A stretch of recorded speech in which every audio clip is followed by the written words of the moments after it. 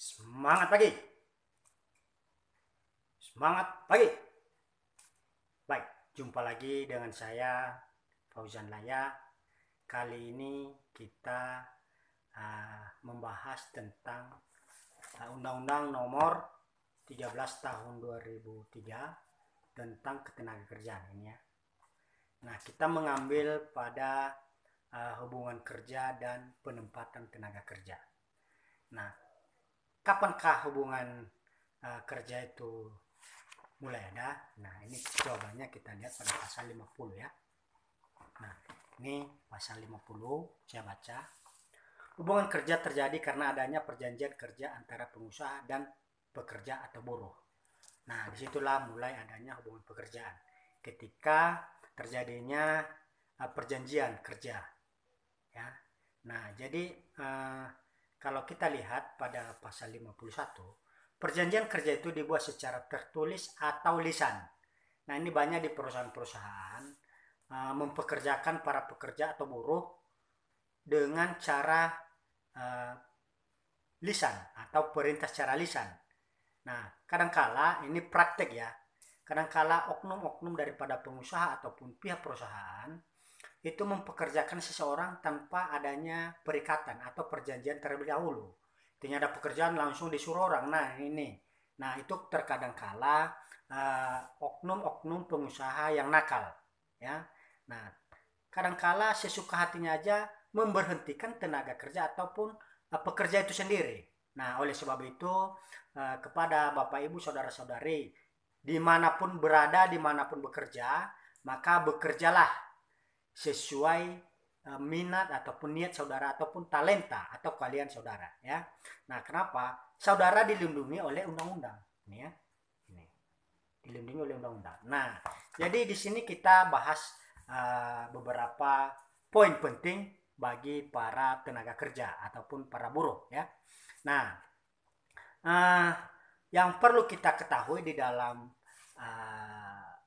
undang-undang ini ya, dan undang-undang ini status tenaga kerja itu ada PKWT dan PKWTT. Apa itu PKWT? Perjanjian waktu. PKWT itu perjanjian kerja waktu tertentu dan perjanjian kerja waktu tidak tertentu. Nah, ingat di dalam undang-undang ini saya tidak menemukan yang namanya buruh harian lepas. Nah, ini tidak ada di saya baca-baca ya, tidak ada ketemu. Nah, di manakah buruh harian lepas itu dijabarkan? Itu di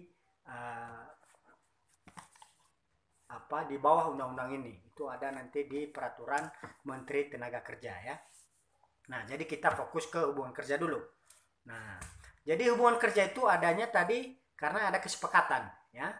Dan perjanjian itu bisa secara lisan ataupun secara tertulis. Nah, kebanyakan yang kita temukan adalah secara lisan. Nah, selanjutnya, adapun perjanjian itu dibuat atas dasar satu ya, ini pasal 52, ini saya baca ya. Perjanjian kerja dibuat atas dasar kesepakatan kedua belah pihak. Nah, ini sebenarnya secara formilnya harus ada kesepakatan kedua belah pihak dulu. Nah, selanjutnya itu kemampuan atau kecakapan melakukan perbuatan hukum. Nah, ini harus cakap secara hukum.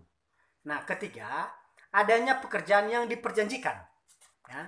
Dan keempat, pekerjaan yang diperjanjikan tidak bertentangan dengan ketertiban umum, kesusilaan dan peraturan perundangan yang berlaku. Nah, bila mana poin 1 dan poin 2 dalam perjanjian kesepakatan tadi tidak memenuhi, itu yaitu satu dulu ya, kesepakatan kedua belah pihak ya, kemampuan atau kecakapan melakukan perbuatan hukum itu tidak memenuhi syarat, maka kesepakatan kedua belah pihak itu dapat dibatalkan ya, itu dapat dibatalkan. Nah, selanjutnya bila mana pada poin 3 dan 4 saya baca adanya pekerjaan yang diperjanjikan dan pekerjaan yang diperjanjikan tidak bertentangan dengan ketertiban umum, kesusilaan dan peraturan perundangan yang berlaku. Nah, contohnya ini tidak ada pekerjaan yang diperjanjikan atau ada pekerjaan itu tapi bertentangan dengan kesusilaan ataupun dengan ketertiban umum atau peraturan perundangan yang lainnya.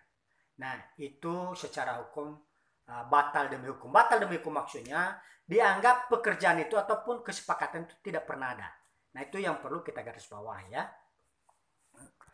Nah, jadi ini banyak di praktek-praktek ya. Ini oknum-oknum pengusaha ataupun pihak perusahaan mempekerjakan seseorang tanpa adanya kesepakatan bersama ataupun perjanjian.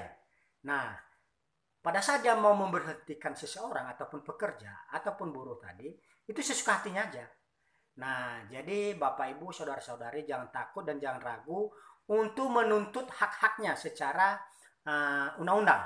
Ya, ini telah diatur hak-haknya berdasarkan peraturan perundang-undangan khususnya di sini pertama dan beberapa peraturan yang lainnya ya. Nah, jadi bila mana pihak perusahaan ataupun pihak pengusaha mempekerjakan saudara secara lisan, itu secara hukum sah ya. Nah, kalaupun nanti diberhentikan juga secara lisan, itu sah ya.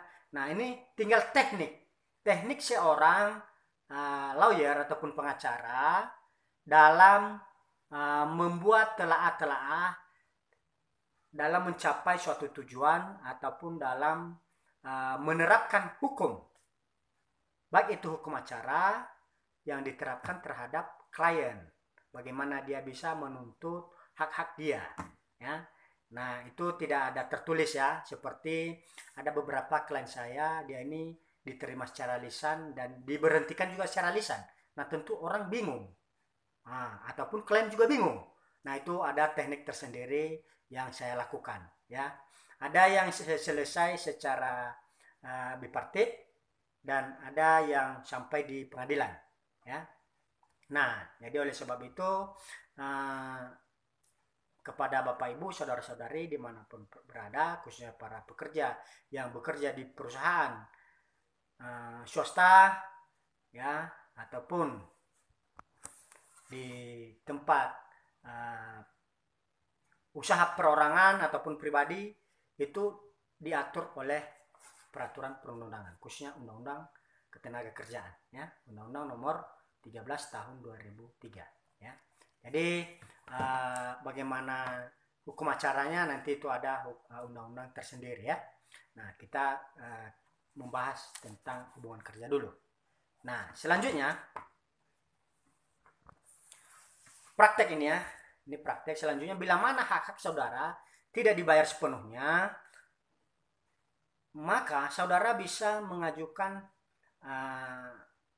surat, yaitu namanya perselisihan hak. Nah, itu bisa diajukan. Nah, bagaimana cara mengajukan? Terlebih dahulu Bapak Ibu harus tahu yang namanya bipartit, tripartit, dan penyelesaian perselisihan hubungan industrial. Nah, 3 ini langkah yang ditempuh, yang wajib ditempuh oleh para pekerja ataupun para buruh, atau para rekan-rekan lawyer ataupun pengacara ya. Nah, karena itu satu rangkaian yang tidak bisa dipisahkan. Itu adalah formilnya. Nah, jadi itu tentang hubungan pekerjaan. Karena selama ini ada yang bertanya kepada saya via telepon, via WA. Ini Pak, saya waktu itu dipekerjakan secara lisan. Terus saya kerja dan saya juga diberhentikan secara lisan. Bahkan saya diancam, barang-barang saya dikeluarkan dari rumah milik perusahaan. Nah, jadi saya jawab dan saya memberikan bantuan hukum kepada kepada pekerja, dan ternyata setelah saya masuk dia sangat terbantu. Nah, manakala Bapak Ibu saudara-saudari